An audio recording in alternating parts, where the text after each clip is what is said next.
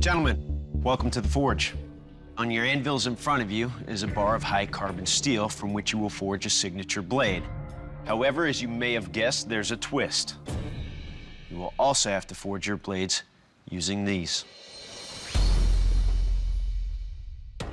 These are all random pieces of steel from the urban environment. We've got fire hydrants, fire escape ladders, subway grates, road signs, pieces of railroad. Each item can only be selected by one contestant, so choose wisely.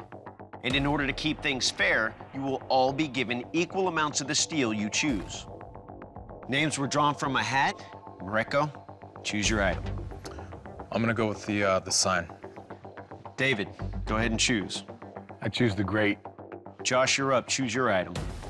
None of it's anything I would ever use for a knife, so I'm feeling pretty nervous. I choose the stairs. The blade parameters are as follows.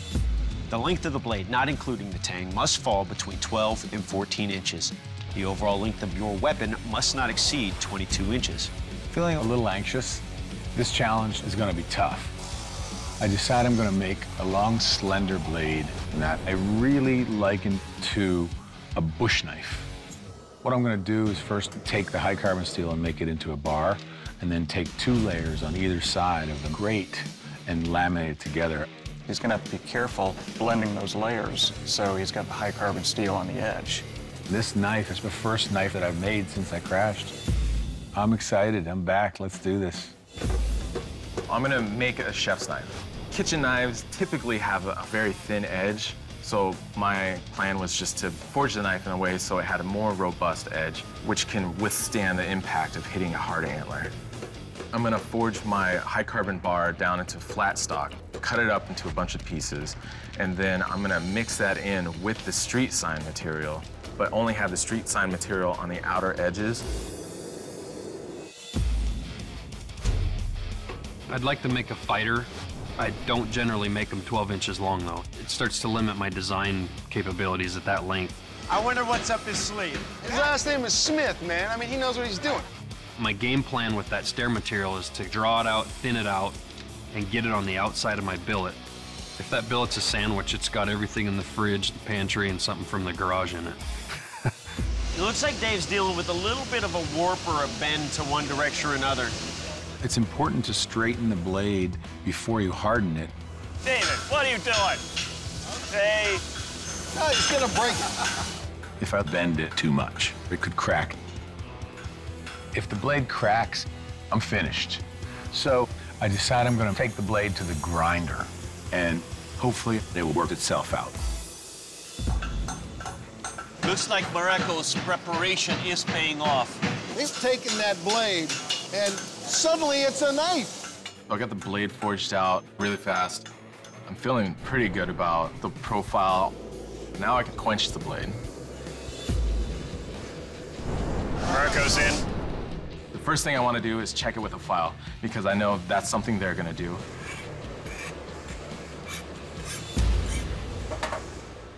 And it's soft. I can't submit a soft blade to the judges. I have to heat treat it a second time, but I'm a little worried about running out of time.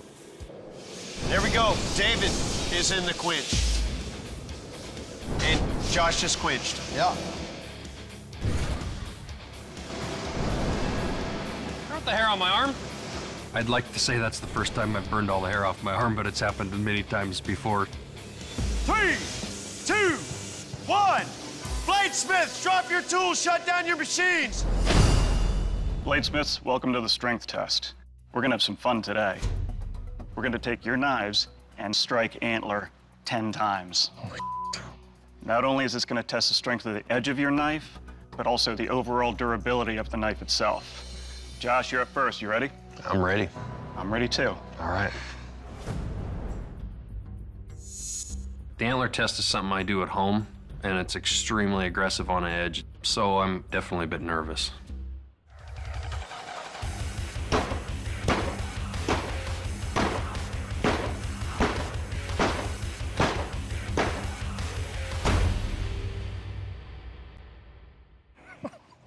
Damn. Well, Josh, we kind of have almost a little serration in the middle now. Yeah. It felt good, swinging, but that edge damage is concerning. Yep. There's a lot of edge deformation in my blade. I pretty much figure I'm finished in this competition. Mariko, you ready? I'm so excited. You know what, honestly, that's two of us.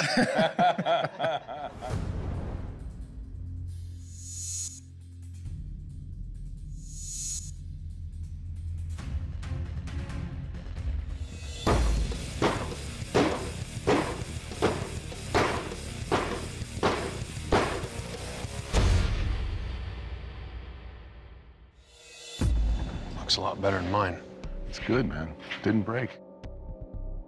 Well, Mariko, for the size of this knife, it's one of the lightest knives I've ever swung. You got deformation, got a couple little pieces out, Yeah. but it bit into the antler really well. Cool. And it held together. Good job. Thanks. David, you're up next. You ready? I'm ready.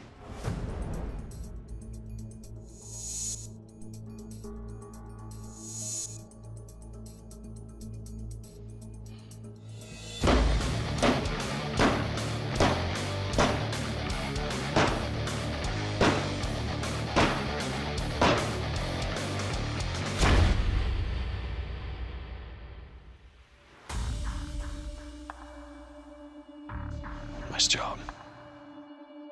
So, David, you have a significant bend in this blade after the testing. We've got some chipping, some damage, right in that center spot there. But you survived. All right. Good job. Thanks.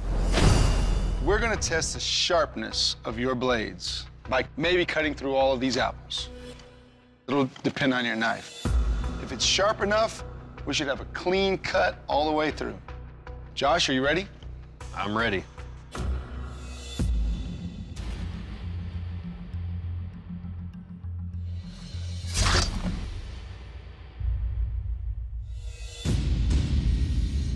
Oh, nice. All right, brother. Good job. Thanks.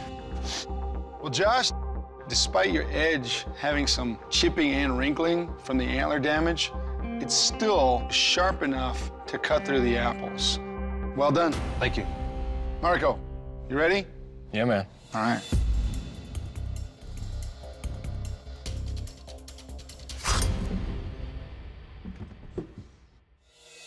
Nice job. Nice job. Nice All one. right, man. Mariko, went through that thing like a lightsaber, man. It just zipped right through, like they weren't even there. Thanks. Well done. Thank you. David, you ready? Hi. All right, let's do it. My knife is definitely more of an apple slicer. Jason is going to cut through all the apples, I'm sure.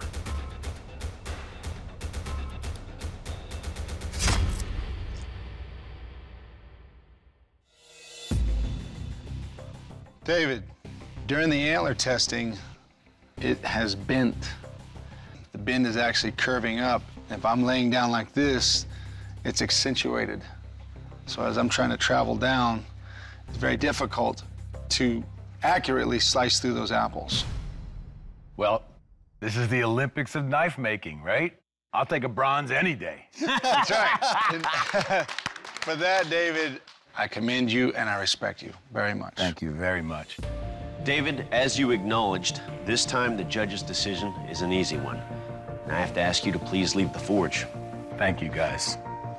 I'm feeling a little sad, although I'm not ashamed. I proved to myself that I could make a knife again. I know that people have had much more difficult times in their life than I have, but I would tell anyone who had a setback in life to get up, shake it off, and start again.